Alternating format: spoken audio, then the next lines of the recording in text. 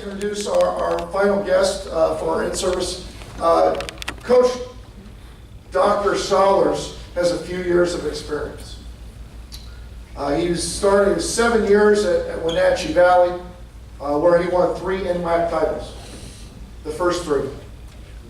He spent 3 years at Portland State before spending a couple days at University of Portland, 28 years to be exact. In those times, he's won over 500 basketball games. In 1994, he was inducted to the NWAC Hall of Fame. In 2008, he was inducted into the Wenatchee Valley Hall of Fame. 2015 was a good year. He was inducted into the West Coast Conference Hall of Honors. But more importantly, he was inducted into the Centralia College Hall of Fame as a stellar baseball and basketball player, not as a coach. So over the years, Coach Sollars has been really good to me, just in conversation and being someone to listen to as I was a young and up-and-coming coach, and I appreciate that. As you have been for, I'm sure, many of your student athletes as well as coaches in the areas that you've come across. So with no more ado, I'd like to introduce Dr. Jim Sollars.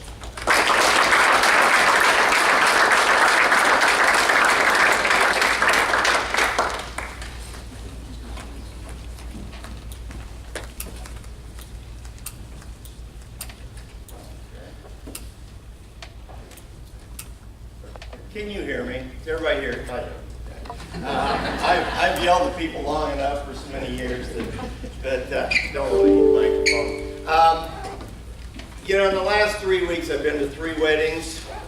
I have to go to another one on Saturday. I've listened to so many bad, long-winded toasts that I know you don't want to listen to me for 50 minutes. I'll guarantee you that. So what I'd like to do is really, as much as possible, make it an open discussion. You give me some feedback, some disagreement, add things to what I have to say, and we'll go from there. When I was talking to Marco, he really screwed me up, by the way. We talked for quite a while about what I should address. We had originally decided that I would address the elements in common, community college coaching and Division I coaching that lead to success. And very frankly, I have short-term memory, so after that conversation, I forgot everything else we said, so that's what I'm going to talk about. It will deal with relationships, but it's not going to be focused exactly and solely on that.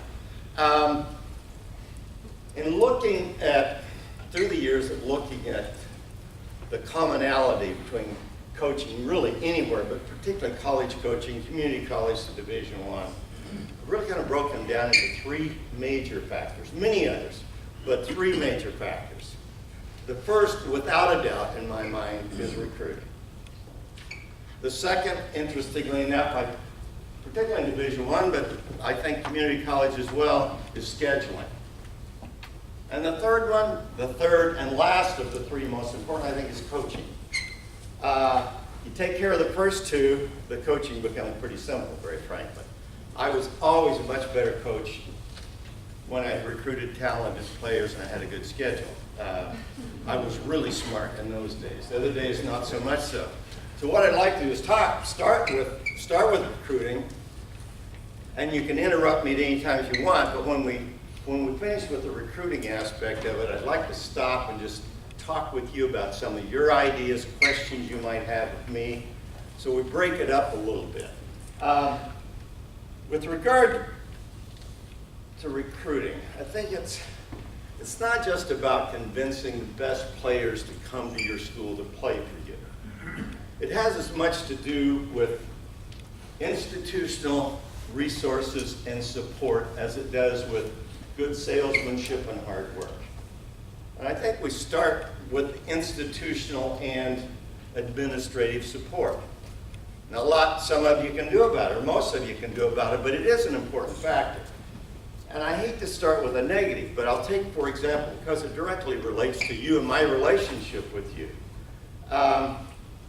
University of Portland, where I spent 28 years, was virtually impossible to recruit community college players because of institutional policies.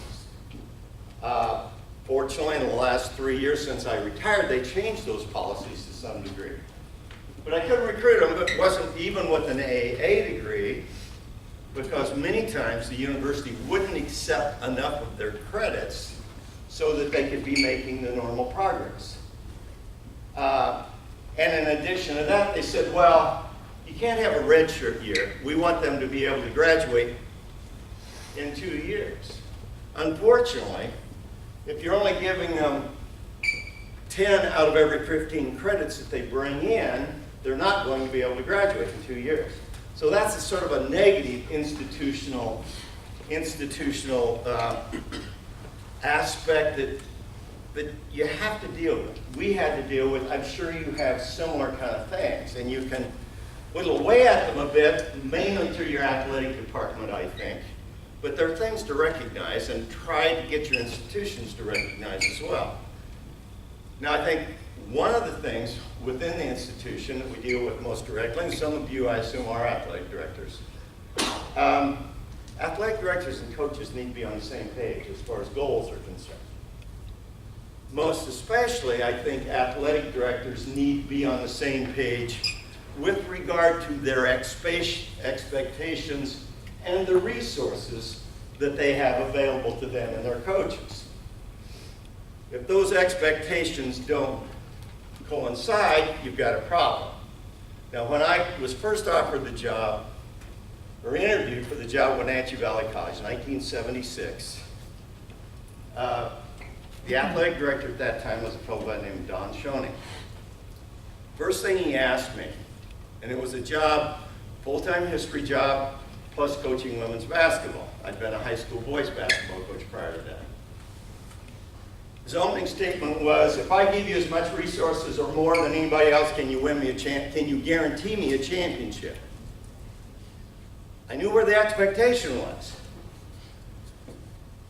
And I said, well, I think so. You know, I think I have the tools. If you give me those resources, I ought to be able to do it. I got a full-time teaching job on campus with women's basketball. I got, unheard of today, got 10 scholarships, tuition scholarships, 10 jobs on campus. I got the support of a counseling service which was wonderful and very pro-athletic. We had a local newspaper man who was really enthralled with women's basketball. Title IX was just barely beginning in those days, and he was a real advocate for that. So I had all the tools necessary. So the expectation was fine. I had no problem with the expectation of that. But the expectations and the resources coincided. At that time, the University of Washington had 5 tuition scholarships. Washington State had 4. We lost 1 player to Washington, 1 player to Washington State. We got every other kid in the state that we were trying to recruit because we had those tools. So I think that's an important factor. When I moved to Portland State in 1983, I was turning 40. You know what happens to a lot of guys at the age of 40. You wanted to change, wanted to do something different. But at Portland State, they had a traditionally bad program. There's no other way to cut through it. But their expectations were extremely low. As long as we kept them out of jail, hopefully they graduated. And if we won a couple of basketball games, hey, that was great. That was frosting on the cake. And that was fine for a couple of years. But very frankly, those of you who are coaches know the worst part of coaching is losing. And losing is no fun. I don't care what level you're at. It's no fun. When I had the opportunity to go to the University of Portland in '86, I took that job not because the resources were so good, because they were moving from NAIA in everything but men's basketball and baseball. They were moving from NAIA to Division I, resources they wanted to keep at that level, at least initially. But they laid out a schedule of improvements over time. And they followed through on those improvements. So it made us at least competitive with those that we had to compete against. And that, I think, is a really important thing. If you don't do that, don't put huge expectations on coaches if you don't give them the tools to compete against the people they have to compete with. It's just not going to happen. There are not a lot of coaching geniuses in the world. There really aren't. So resources have a huge impact on it. Now, what do we need? We have those tools. We need coaches who are willing to recruit and work hard at it. They have to want to recruit and really work at it. That means attending games, lots of games. I used to figure I'd go to 10 games for every one kid that I thought was potentially capable of playing for us. Watch those kids, evaluate them, travel great distances. And then you have to have the ability to make a connection. And that has really changed in the years. When I first started coaching in Wenatchee Valley College, I meant getting in my car and driving to Ephrata, to Walla Walla, wherever. And then writing letters, contacting the high school coaches. However you could make the connection, you did it. Now, it has so much more to do with social media, cell phones, a lot of things, Twitter, things that, very frankly, I'm glad I don't have to deal with anymore. You have to deal with it, but I don't, thank God. So I think those things have changed, but still, it's an important thing to make the connections. And you need coaches who have that. I think for you and me, interestingly enough, it's really important to evaluate players as to what level they should be playing. Now, I'll use my example. If all I recruited were the players that were wanted to play in the Pac-12, or players Pac-12 was recruiting, I'd have lost. There was no way. In all the 28 years I was there, we had some very good programs, very good teams, ranked in the top 20 occasionally. We only beat a Pac-12 team out one time for a recruit. So we had to look at those kids that we thought were capable of competing against the Pac-12 with help, with coaching, with maturity, all those things, but we were not going to beat them out. Now, in community college, you have exactly the same issue. If all you recruit, and this is obvious, I don't want to insult your intelligence with this, but if you recruit way over your head, you're not going to get many of those. That's not going to happen. You're not going to beat out 99% of the time if you offer scholarship to a kid that can and is being recruited by Division I programs, you're going to lose out. So you're going to end up with nothing. So I think evaluating that talent, pushing yourself to the upper ends of it, but at the same time recognizing the limitations of it, are critically important. Maybe the most important talent for community college coaches. I think another thing that you need to look at in recruiting, critical factor, is evaluating, trying to figure out who is going to make the decision about where the kid's going to go. I didn't have to deal with it so much when I was at Wenatchee Valley College, but you do now. Their summer coaches have a huge impact on it. Do their high school coaches have more of an impact, or is it the parents? You have to figure that out. And I think it's important to distinguish between those and who you have to make that stronger relationship with. Another factor I think in recruiting and providing success is you have to watch every kid you sign. Do not take the opinion of an AAU coach, a high school coach, or a parent about their abilities. Every one of them, what do? They overestimate their size and their ability. Every one of them, I shouldn't say every one. 99% overestimate in those areas. You have to watch them, and watch them more than once. When I was at Wenatchee Valley College, I had a kid who was runner-up Miss Washington. Beautiful, tall, great athlete, not a great player. UNLV came and watched her play one game. She had the greatest game of her life. They offered, in those days they could do it, they offered her a scholarship on the spot. She went to UNLV. The most points she ever scored was 4 in the game. Because they watched her one time. Greatest game she ever had.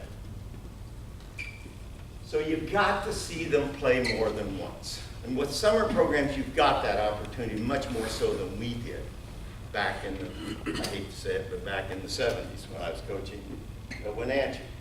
So watch them. If you're interested in them, make sure you see them play to evaluate them clearly across the board. Now, one of the things that I think is also important is in the recruiting process, to make your life better at home, I would try to include your significant other with you when you make these trips. My wife and I had just been married when we were actually on our honeymoon when I interviewed for the job at Wenatchee Valley College. And so right away, and very frankly, my wife was not that much older than my players. Right away, I knew I needed to involve her in the process. Take them on the trips. It's great loan time. Maybe the only loan time you have. So take them on the trips if they're willing to drive to watch a high school B game where there's probably not going to be anybody that can play for you. But still, try to do that. I think it helps with family harmony.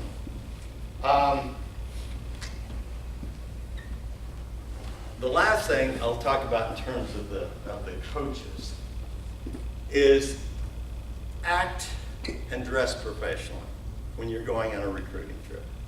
Doesn't seem like much, but it's really important. And I hate to pick, is anybody here from Bellevue? Just one? Okay, that's all right. You don't care if I insult you a little bit. I know him. He's my niece's boyfriend, so I can say this about him. I was recruiting a kid in Seattle against Bellevue. It was down between Bellevue and us. And we had our home visits, and in those days when we actually had home visits, we had our schedule right behind that. So I saw the coach whom I knew walk out of the house, and I swear to God, I'm not lying, t-shirt, jeans with a hole in the crotch, and flip-flops. I said, this is a done deal. Walked in the door, and the mother says, are you offering her a scholarship? And I said, yes, and she said, she's taking it. I'm not gonna let her play for him. It really did make a difference. It does make a difference. The acting, the language, and Keith spoke to this. It may be cool to drop an F-bomb or whatever, but don't do it, folks. Especially in this day and age with recorders and all that kind of thing. Whether you're recruiting the kid or talking to the parents or the high school coaches, you just don't know when those things are going to come back and fall on. So be professional, dress, conduct. And for coaches, work hard at the job and be above board. It's really one of the toughest things we do, and it's gotten tougher and tougher with all of the elements that we have to deal with today. Which, very frankly, when I first started coaching women's basketball, nobody recruited except me. And so, anyway, it has changed. And we'll come back to these. I hope you have some comments on that. What school resources are needed? For you to be a good recruiter, I think the school resources that you have to have is you have to have comparable financial aid to those people you're competing against. If you don't, you're going to be fighting an uphill battle. Doesn't always work that way, but normal. Secondly, comparable facilities. Not everybody's going to have a dome like Walla Walla, but comparable, clean, nice, comfortable facilities that you're going to participate in. I think the most important thing is to have the academic programs, which you don't have a lot of control over. But the other parts of the academic program you do have some control over, and that is to make sure you not only have the academic programs, but you have the support systems to allow kids to succeed. You and I both know that kids need supervision, especially that first year, in order to make it through. They just have to. You need help from a counseling department that is on your side, that understands what you're trying to deal with. So make friends with the counselors. Make friends with them, both academic and the social counselors, because they can be your best friends or your worst enemy, depending on the circumstances. Lastly, on the recruiting thing, I think you need to be willing to raise funds to differentiate yourself from your competitors. If everything else is equal, you're going to have to find something other than your glowing personality to win this kid over. And sometimes not much fun. Fundraising is not necessarily fun. A lot of times you're limited by your institution as to what you can do. But I think it's important to find ways that you can get your name out there. Take every opportunity you can to speak to the Kiwanis, the Lions clubs, girls and boys clubs. Use those opportunities, not as a direct fundraiser, but get people interested in your program. Those are really important. The University of Portland, we didn't have a big booster in the women's basketball program to drop $100,000 for us to go to Europe.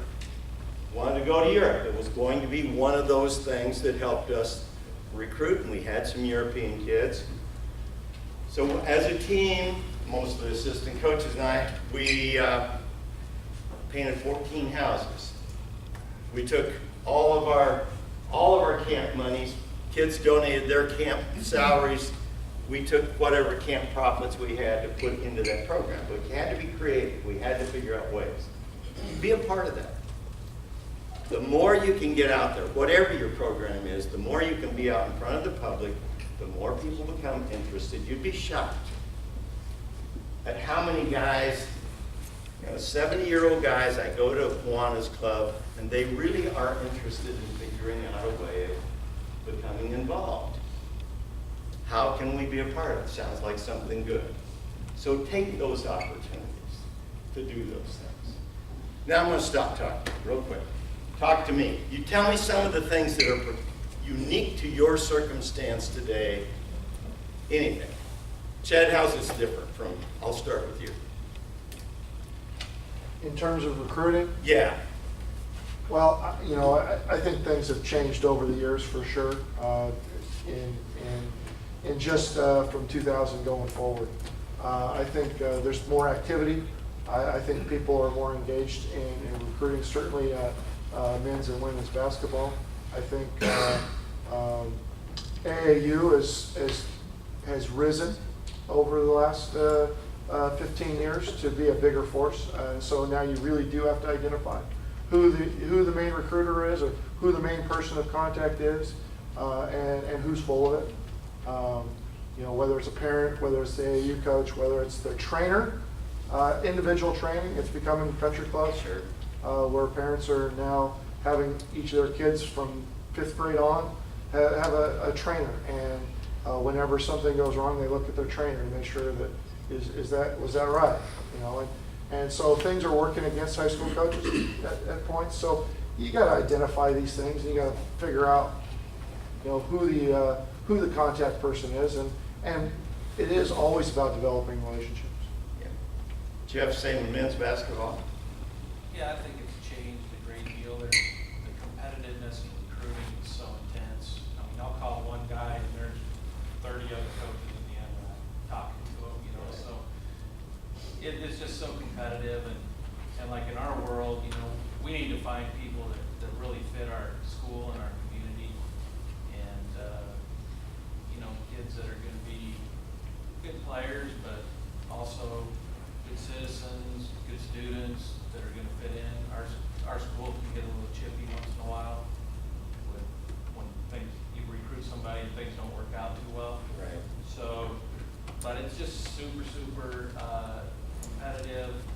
I'm with Chad, the AAU coaches. I read the article by Kobe Bryant just ripping AAU coaches and ripping the AAU scene, and there's just more people involved, you know, you're coaching them, but you're also dealing with the opinions of about 10 other people that are in their ear. Right, So right. it's just changed a lot. That's the reason I really recommend, whatever your sport, you watch them as many times as you possibly can. And don't take somebody else's word for it, because it just doesn't pay if you do that. I think in the long run, you're gonna get a few, but the vast majority of times you're gonna make big mistakes. And we can't make those big mistakes. I heard you say that it's really hard to get community college kids that you pick. But did you get any? Yeah, we had about, over the years, I had about 5. But I'll tell you, it was really a struggle, because most of them were really good students. I mean, they were 3-8 students in various kinds of things. But we had to make sure we got them in summer school so they could make up those extra credits. Biggest problem we had was, and they have changed those policies somewhat now to the benefit of the coaches. But when I was there, it was really difficult. I had a 4-point student from North Dakota who was a great student. She was smarter than all the rest of us put together, yet she had a hard time qualifying to get in to get enough credit. She had to go to the summer school before she could get into U of P, pick up extra credits. So that's a factor. Now, I'll use Oregon State as I recruited a kid from Umpqua at one point in time. Good student, really good student. I thought there'd be no problem. She had like, altogether, U of P after 2 years only gave her 14 semester credits after 2 years. Oregon State brought her in with absolutely no problem because of the courses that they accepted. Sometimes it was just a different name of the courses. So institutions can do those, yeah. Anybody else have any comments? Yes, Joe. As you finish up, did you start to see more and more student athletes that you're recruiting just say, or give you doctors that I'm not interested in playing?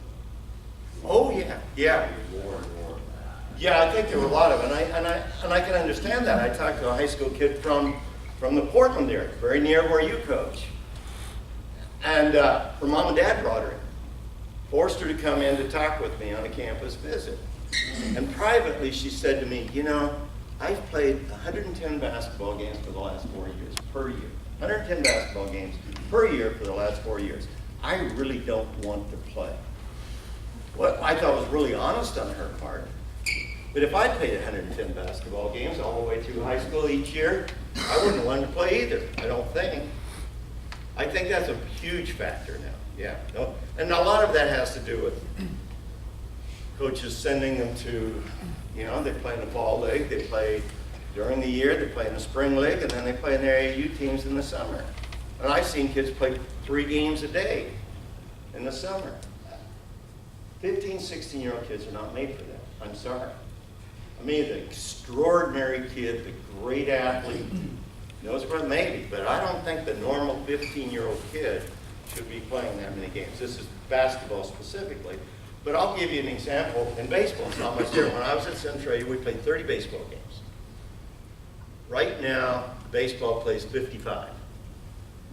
How those kids can be student athletes playing 55 games in our weather, where every other day they get rained out, rescheduled, I don't know how that's possible. I don't know how I couldn't have done it. I don't think I could have done it.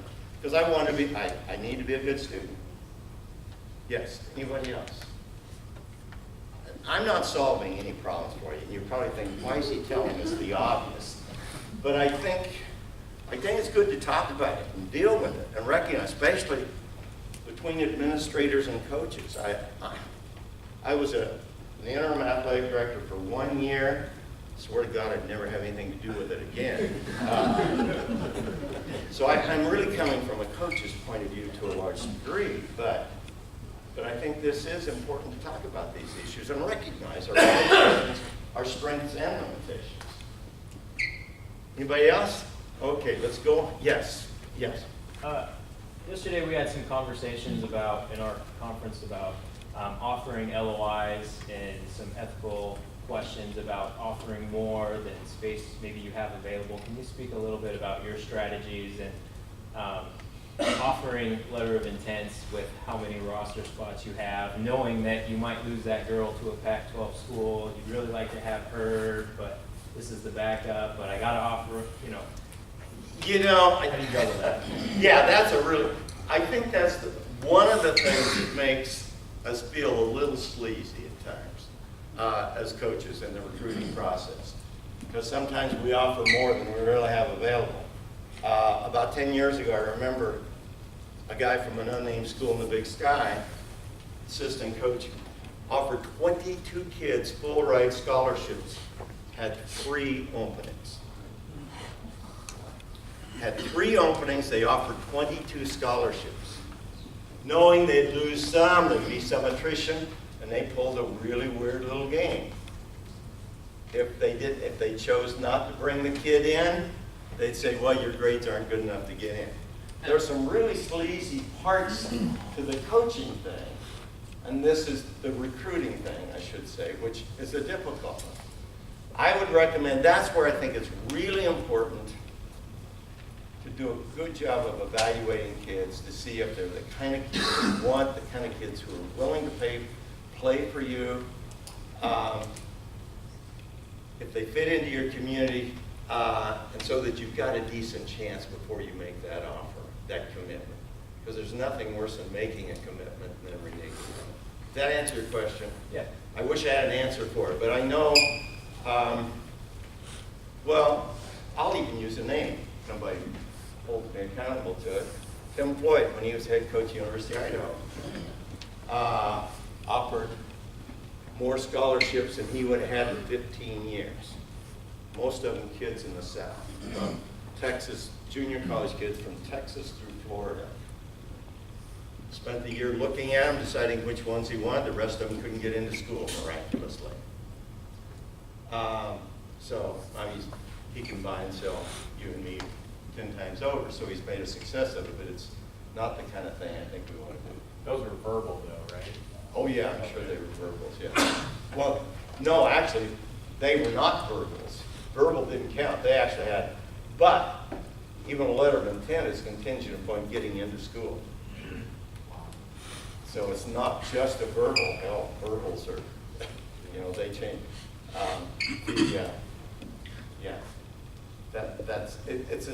That's a really sticky thing. I think you really have to be careful about that. Because it does build a reputation that you don't want to have. Okay. Coach? Yes. Just wanted to ask you a little bit, you talked a little bit about the social media and you're glad you don't have to deal with that. And obviously recruiting is different now with all of that. Do you think that the young coaches now have the camaraderie of fellow coaches as much as they used to? Because a lot of times you guys were used to seeing each other at games. Sure. Going in and out of houses. Sure. And now I think a lot of the young ones, a lot of it's done in social media and maybe they don't see each other and it's so competitive now. Do you think this generation of young coaches is kind of losing that? Yeah, and you know, I can give you a real good example. People ask me all the time, do I miss coaching? I've been retired for 3 years. And I say, no, I don't miss coaching at all. Because by the time I retired, most of my friends, my peers, my age group had either been fired, they died, or they moved on to another position.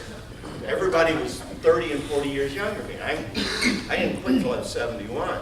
So, yes, it made a difference. I had almost as little in common with my assistant coaches and those young coaches, even head coaches in the department, as I did getting on the phone or texting a 16-year-old kid about movies, for Christ's sake. You know? What am I going to say to a 15, 16-year-old kid other than talk about basketball? They don't want to hear that. They want to know if I'm in tune with their lives. Well, I'm not, very frankly.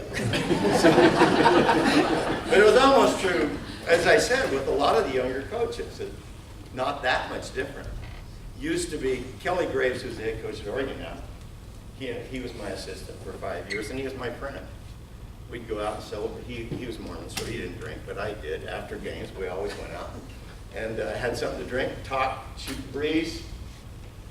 That didn't happen the last 10 years of my coaching career.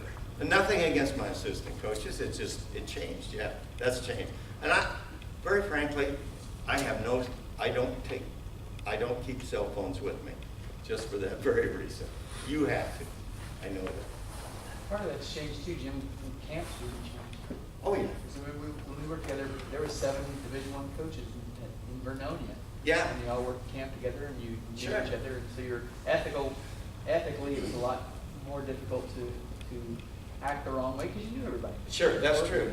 I remember many a night sitting in the dorm drinking beer until 3:30 and having to get up at 7 o'clock and run camp the next day. But we had great times.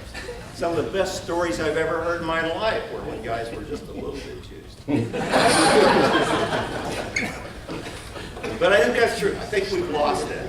And one of the things that I think we've lost is that we coaches used to sit down, even arch rivals. Now, Jacobina, who was a coach at the University of Portland, and Carol Williams at Santa Clara were the best of friends.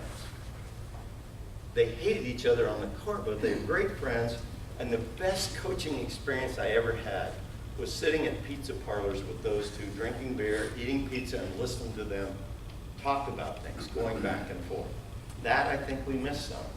And I would hope that young coaches could find that camaraderie again somehow.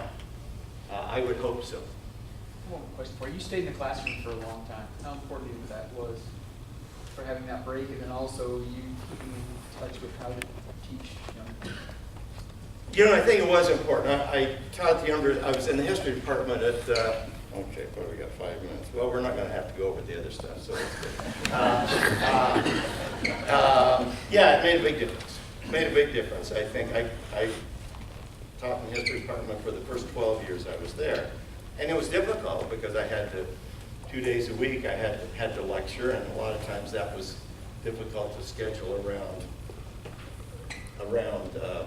recruiting trips and all that kind of thing. But it did put me in touch with the faculty in a much better way, understood the university much better, understood what kids were going through academically. I think it does. It helps to be a teacher, I think, in some ways. Yes, anything else before we move on? I got the 5-minute sign from, I only got a third of the way through, but I am going to talk about the next two things, which I think is important. Doesn't seem like a big deal, but scheduling really is important in terms of gaining success. And I think part of it is having a plan. Part of it is institutional resources. I think what I tried to do was have some tough games we probably wouldn't win. Not a lot of those, but you had to have some, just to challenge yourself. A few games 50-50 that you had 50-50 chance of winning. And then you tried to schedule as many non-conference games that you figured you could win as possible. The booster club, the ADs, the administrators, they don't remember who you lost to. It doesn't matter how good they were. They only look at the record a lot of times. So try to figure out some wins. Try to balance out home versus away games so that you don't have 1 year you're all at home, the next year you're on the road all the time. It's going to be tough, especially if you have a young team. So think about those factors. Resources have something to do with it. Whether the travel budget you have is going to dictate to some degree where you can go to get a win. And one of my former assistants was a men's assistant under Romar at UW. And when Husky football went down the tubes in those years, basketball struggled because they got the funds to buy their games, the home games from the football program.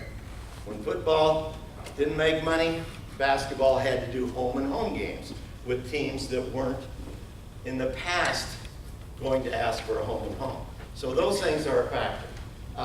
Our baseball team has limited travel resources, so they end up having to play 6 games against Oregon State. Guess how many of those are going to win? At least 4 games with Oregon. Guess how many of those are going to win? They might beat Washington once in a while. They usually had 3 or 4 games with them.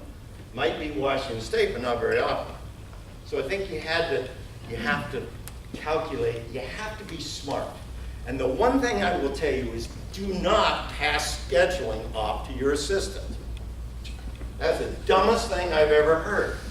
First of all, it used to piss me off. I'd call somebody to schedule a game, I'd get an assistant coach, and they'd say, well, we'll get back to you. I'm going to see the head coach in 2 days. I'll get back to you. It's an important aspect of coaching. Take it on yourself. Do it yourself so you know what you want, know how you're going to do it. It would expedite the whole thing if head coaches would do it. Any questions about that? Mark, go ahead, Mike. Am I getting the hook? Okay, a little bit more. Okay. Last thing. Any question about that before we move on? Okay, last thing. I did mention coaching. That's what we're addressing here, coaches. I thought Keith did a great job. There's nothing much I can add to that except as it relates to success at the D1 level.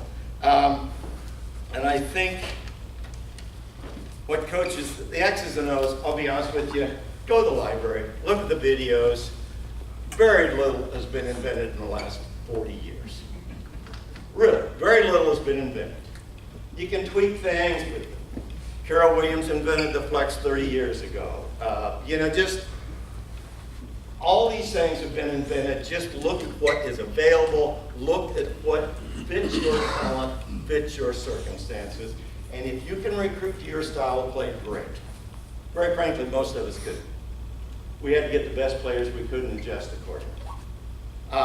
So anyway, look at that aspect of it.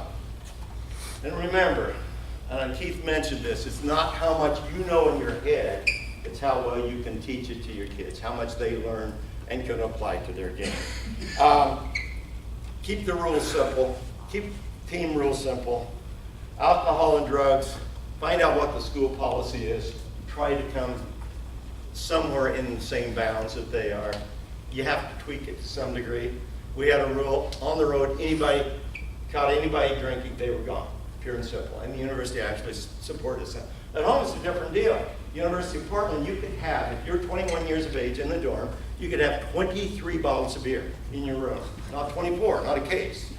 23 bottles of beer. Okay, so do that. Well, but what's the problem? Trying to regulate that, so I had a rule. And I told them right up front, they're going to drink. I said, 2 beers, no worse for you than the 2 Pepsis. I can sweat that out. That's not an issue. It's the 6 beers that you drink, and then it's the stupidity that follows those 6 beers. Then I have to deal with it. And originally, in the old days, when you could do it, I promised them if I heard about it, I'd run them till they puked. And I did. Now, as time went on, you couldn't do that. So I had to move with the time, so I had a rule. Older kids in the program had to supervise the younger ones. They had to report to me if somebody was in trouble. If somebody had trouble with alcohol, they had to report to me. That's part of the obligation of being an older team member. If they did, I called the kid in, told them what had been said, and usually a good share of the time that was enough work. If there was a second incident, I called them in, said you go to drug and alcohol counseling and go through the program or you are suspended from the team. That way I put it on somebody else's shoulders. I wasn't smart enough to distinguish between the kid that was lying to me, that was covering up a problem, and I had an incident of that sort, and those that were telling the truth. So put it on the professionals' hands. The other thing, cell phones. I had more rules the last few years about cell phones. I'll tell you what happened. I blew up. First, had a freshman, and I was talking to her outside the gym before practice one day, and I'm trying to tell her something. She's texting. I absolutely exploded. I mean, talk about dropping F-bombs. There were a few there. The rule became all of a sudden, no cell phones in my sight. That was the rule. Well, that wasn't the last. That was just, I'm just blowing smoke. So then we got it down to the fact there could be absolutely no cell phones at a team meal and no cell phones in any kind of meeting, team meeting whatsoever. In their hotel rooms, on the bus, the way the games, or in airports, fine. And I just sort of bit my tongue, I just dealt with it. But those are things, the social media thing is a huge factor now, particularly Division I, I think. Kids have lost scholarships because of the stuff they post. You need to tell them about it. So we kept those rules pretty simple. Last one, Keith mentioned this, and this is the toughest one. Be a good teammate. That was the basic rule. Be a good teammate and be coachable. And that's such a flexible, amorphous kind of thing, but it really is the most important of all of them. You couldn't always apply it the same. My wife, we'd only been married for 6 months, and I kept coming home and complaining about my 13th player at Wenatchee Valley College at dinner every night. And she finally just said, cut the BS. I don't want to hear about your 13th player. Bring problems with your starters in here, that's fine. Don't talk to me about 13th players. You know, tell them to get the hell away if they can't be a good teammate. And that, very frankly, was good advice. Second thing, and you may or may not, well, all of you have to deal with walk-ons to some degree, but the Division I level, I took walk-ons with very great reluctance.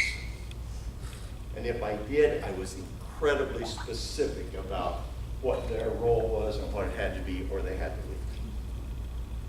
Because they are not necessarily grateful if you bring them on and then you don't play. Okay, academic rules, and I'll finish up real quick. How much time, am I over 5 minutes? Yep. No, it's only 1 minute over. Okay. Okay. Academic rules, obviously one of the highest priorities we have. And Keith talked about this. Be on time and attend all the time. If they don't attend, they're going to fail. Pure and simple. Second, we wouldn't allow hoodies or caps in class. No hoodies, no caps. And I hung in there till I retired on that one. I wasn't going to, as a professor, I was offended when somebody walked in with a baseball cap on my classroom and a hood. Third one, turn your phones off. Fourth, sit in the front row. Look attentive. And the fifth one is to be civil to the professor. In all my playing and coaching years, and working at universities for almost 50 years, I only had one guy that was really prejudiced against athletes. And that was the guy I worked with. One guy out of all of those people. But if you don't act in a civil manner, they're going to resent it, and I don't blame them. If it comes down to between a C and a D, you're going to get the D if you've been a snot in class. And I think that's perfectly acceptable. Couple of last things. Parents, and I'll end up with this. Don't discuss playing time with parents. Don't even allow it to come up. Just say that's out of bounds. If you're worried about playing time, you take them somewhere else and follow through on that. Always have the player present when you're talking with the parents. Oh, because the story that they give the parents and the story that you give, totally different. I never met with parents without the player being there. And last, be very, very careful about socializing with parents. Very careful. I think in my 41 years of head coaching, I think I may have had less than 10 sets of parents that I allowed myself to be friends with away from the basketball court. Because they have a specific interest which is in conflict with yours. Their interest is their player, their kid being happy. Your interest is having their kid accept a role which will help your team win. So just, I think, keep that in mind. I'm not saying you don't do it, but just be very careful. Okay, any questions real quick? Marco's giving me the hook, so. Any questions? Thank you very much.